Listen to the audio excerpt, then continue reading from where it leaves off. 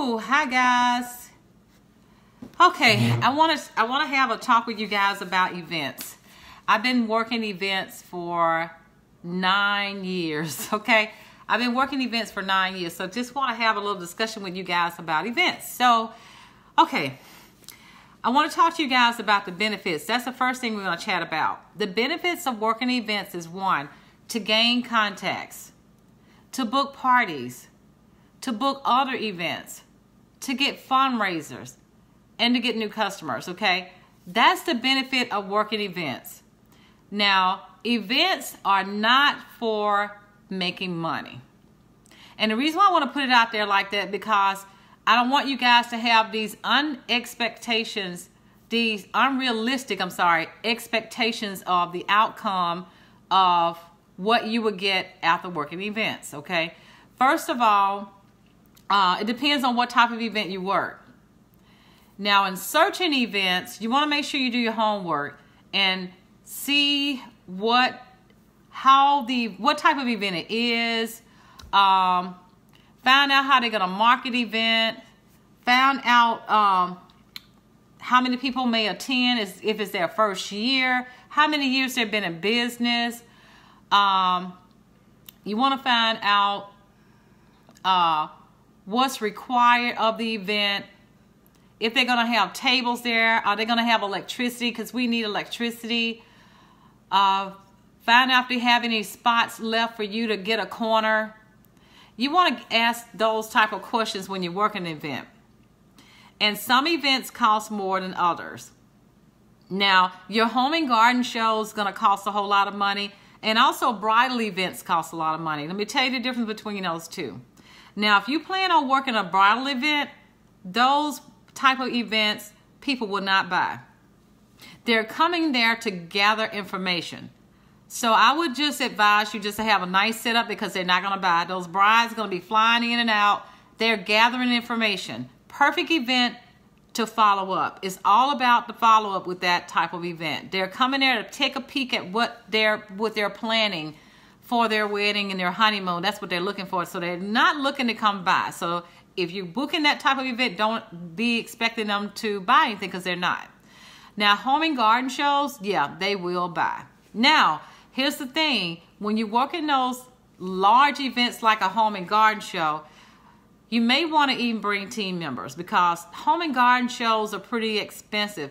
Like the one that I am working with my team members, this particular event is almost $3,000. So there are 4 of us who will be working that event. So we decided to take that cost and divide it down. We divide into 4. So that means that we're going to divide everything into 4. The cost of the event, the electricity. This particular event, we're getting carpet because they're really strict with what they have. They're really strict. They are. So we divide everything by 4. And then even with the products, we determine how much we want to bring in products. So we divide that by 4 as well. Okay. And then we also have a list of things that each of us are responsible to bring to the event. But remember, events are not for making profit. And I've been doing events long enough to know that. And I made a lot of mistakes along the way, because being new, you do this because it's like trying to figure it out. I remember when I first started working events, even with the bars, I mean, we used to set the bars up alphabetically, and it was a tedious thing, but you know, that's all we knew. We were setting the bars up alphabetically, and it was always like, did we forget that other bar? And now we got to figure out how to insert that other bar in that alphabetical order. It was so tedious, and it just caused us so much time. So later on, we figured another way to do this. So we started going by the catalog. We look in the catalog and see, like, for example, bakery. So we put all the fragrances in the bakery category. Or children, we put all the scents in the children's category. However, we did not alphabetize them in those groups.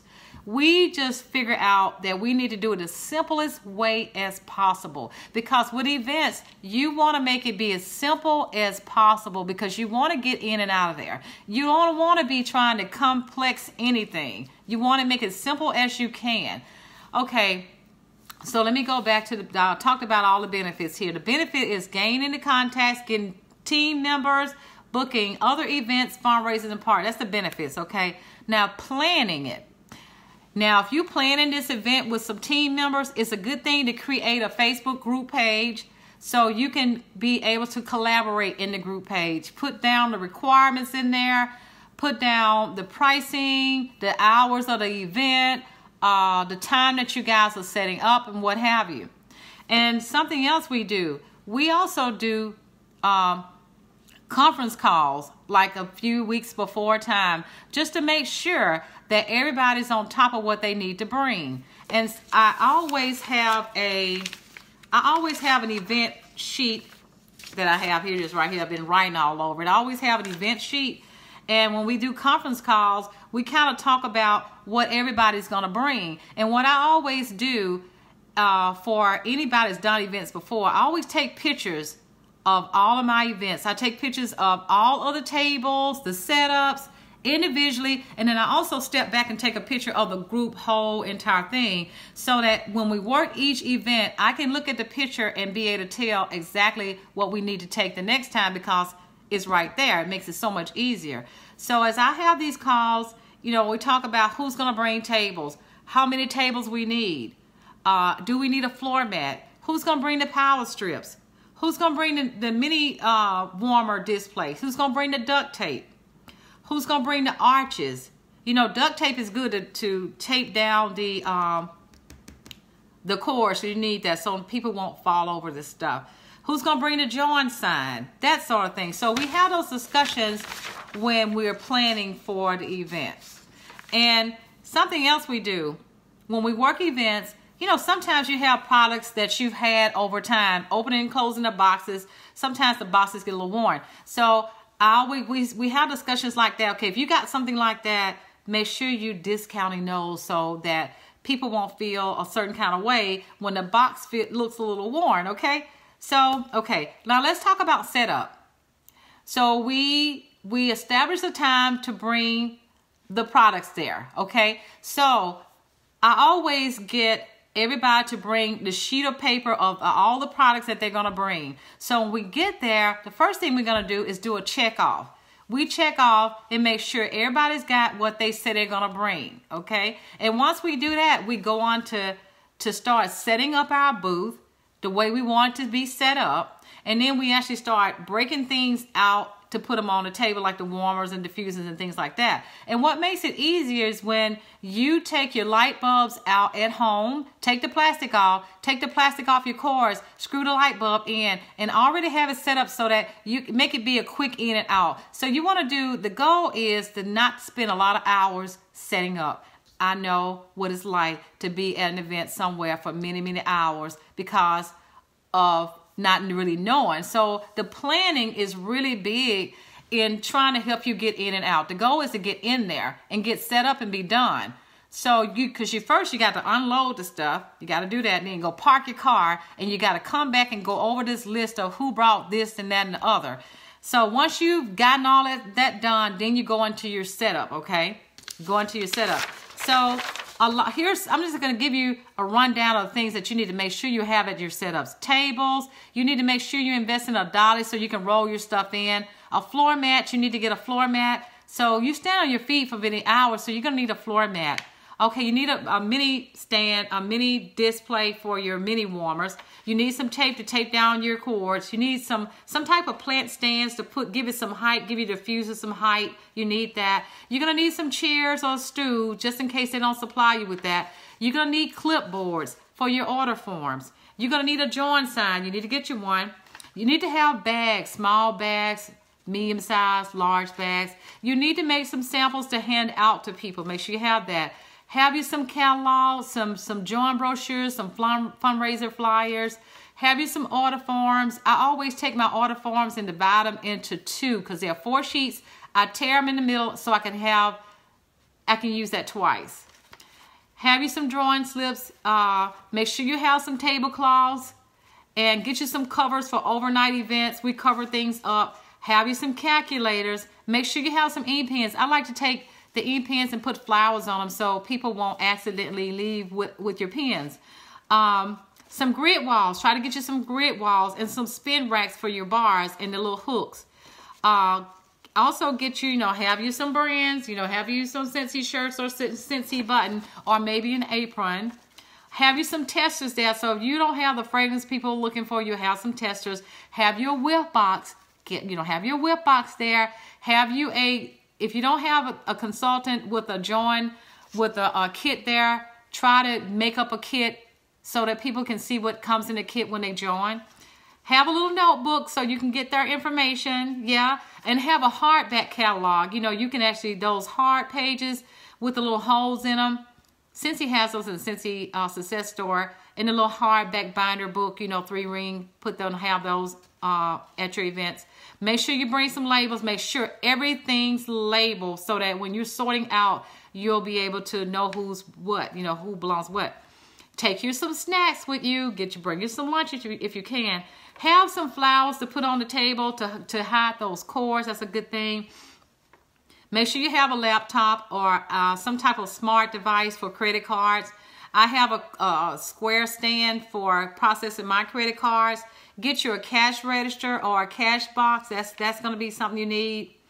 I always bring blueberry cheesecake for my event, so make sure you have an extra bar for that. Have some demo warmers for warming wax. Make sure you do that. And I think that's pretty much it for the setup items. And talk about breakdown. When you break down, this is the way we break things down. What we do in the very end, everybody has their products labeled. So we ask that everybody push their products to the side with their name on it. So we make sure we do that. So what we do, we kind of determine at a glance how much product was left over. And we decide how much money we're going to pull from each pile. I'll give you an example. Let's say we're going to start with $100 because say we have about $800 in products left over. Oh no, we're going to say we had $500 in products left over. So each person will get to shop from their own pile. We'll say $100. So what I'm going to do is shop from my own pile, because what you're trying to do is to make sure that each consultant walk away with most of their own product that they brought in. That's the goal. That's what you want to do. So my turn is next, and I'm going to actually pull $100 away from my pile. Then Miss Wales will pull $100 away from her pile. Then Karen will pull $100 away from their pile, and so on. And then till we get down to zero. And then we get down to a low number. That number may come down to maybe, say, $25. Then I'm going to pull $25 from my pile. Miss Wales will pull $25 from her pile.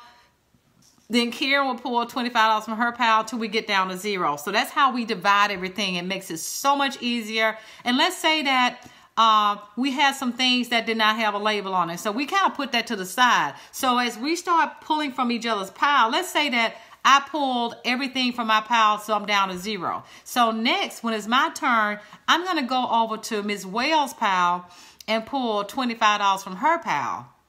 Okay, then when it's Miss Wales' turn, she's going to pull $25 from her pile, and then Karen will pull $25 from her pile. So we just keep doing that till we get down to zero. That's how we do it. So I hope this information helps you guys. It's all about having fun, relax, have fun, make it simple, and when you do that, you're going to find that you're going to have the most success at your event. People are going to want to join your team when they see how much fun you're having at your event. They see that it's simple. Whatever you do, guys, make it fun, make it simple, and relax. It's going to be great. Take care, guys.